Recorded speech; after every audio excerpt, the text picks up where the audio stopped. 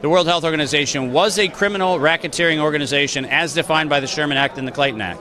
And by that I mean interlocking directorates defined under the Clayton Act, racketeering and express market domination and market controls, all of which are defined under the Sherman Act. This was a violation of the law when it was set up in the 1940s.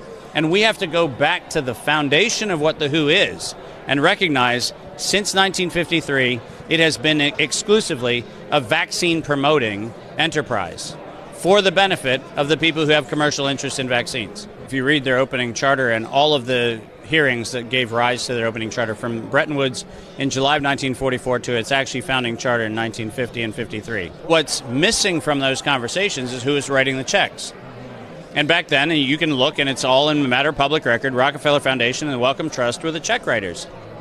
Giant surprise. Why were they writing the check for establishing the World Health Organization? And if you think it was because we wanted to have information sharing and research and scientific collaboration, then you're actually not reading the actual records from those meetings, because those records were about distribution of drugs. Those were ways in which we could actually force drugs onto countries so that they actually had to take dumped drugs that were dumped out of Germany, the UK, and the US, and they had to adopt those. So you're right.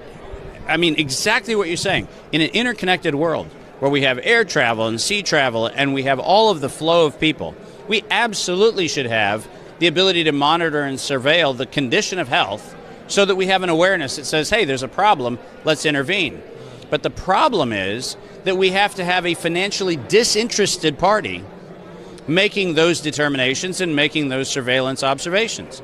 Because the minute the people who have a financial incentive to have gain from the decision to declare a pandemic, the minute they're the ones who are collecting data, guess what data they collect? Giant shock. They're going to collect the data that actually justifies their existence. As long as the financial interest that dictates what product is going to be promoted is the one making the declaration of the pandemic, we have no possibility for accountability.